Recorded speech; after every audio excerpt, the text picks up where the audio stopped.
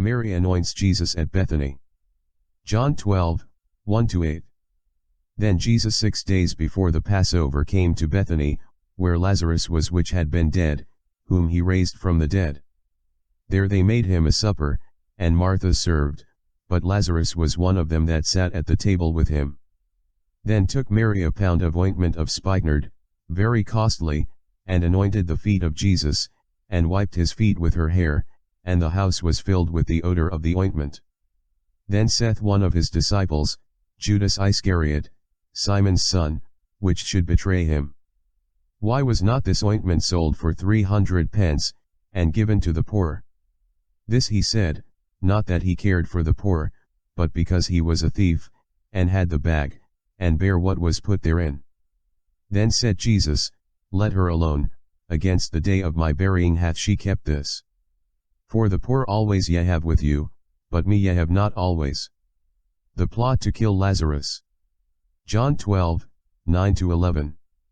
Much people of the Jews therefore knew that he was there, and they came not for Jesus' sake only, but that they might see Lazarus also, whom he had raised from the dead. But the chief priests consulted that they might put Lazarus also to death, because that by reason of him many of the Jews went away, and believed on Jesus. The triumphal entry. John 12, 12-19. On the next day much people that were come to the feast, when they heard that Jesus was coming to Jerusalem, took branches of palm trees, and went forth to meet him, and cried, Hosanna, blessed is the King of Israel that cometh in the name of the Lord.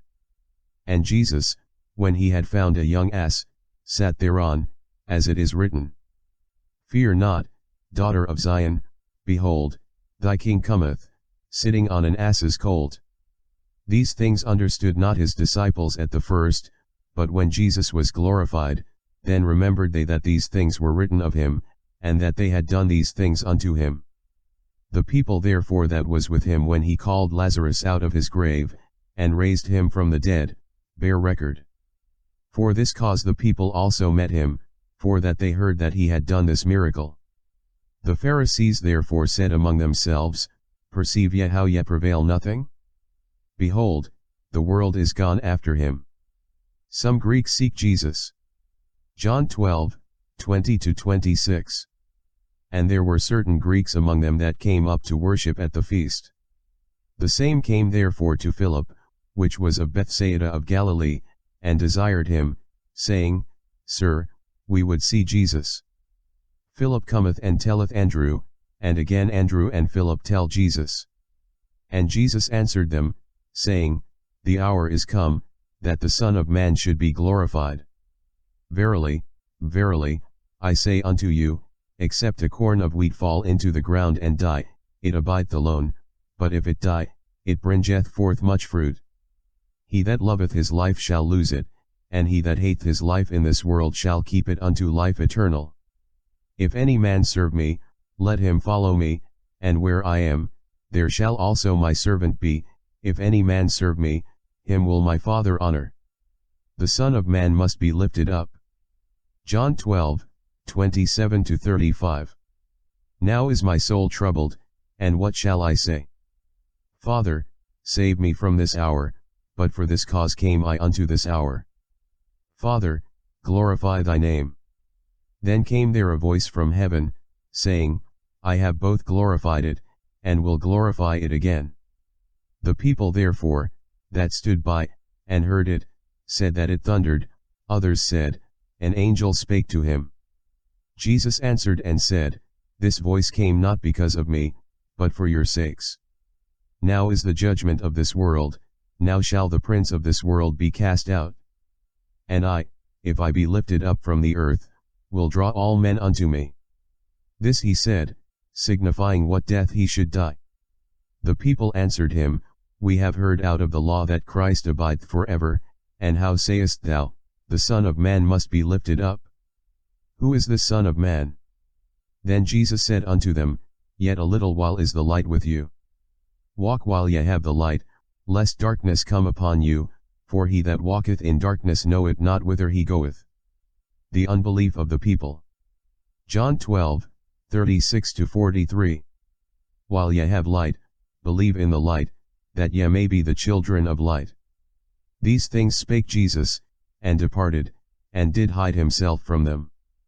But though he had done so many miracles before them, yet they believed not on him. That the saying of Esaias the prophet might be fulfilled, which he spake, Lord, who hath believed our report? And to whom hath the arm of the Lord been revealed? Therefore they could not believe, because that Esaias said again, He hath blinded their eyes, and hardened their heart, that they should not see with their eyes, nor understand with their heart, and be converted, and I should heal them. These things said Esaias, when he saw his glory, and spake of him. Nevertheless among the chief rulers also many believed on him, but because of the Pharisees they did not confess him, lest they should be put out of the synagogue. For they loved the praise of men more than the praise of God. Jesus came to save the world. John 12:44-50. Jesus cried and said, He that believeth on me, believeth not on me, but on him that sent me. And he that seeth me seeth him that sent me. I am come a light into the world, that whosoever believeth on me should not abide in darkness. And if any man hear my words, and believe not, I judge him not, for I came not to judge the world, but to save the world. He that rejecteth me, and receiveth not my words, hath one that judgeth him, the word that I have spoken, the same shall judge him in the last day. For I have not spoken of myself, but the Father which sent me, he gave me a commandment, what I should say, and what I should speak. And I know that his commandment is life everlasting, whatsoever I speak therefore, even as the Father said unto me, so I speak.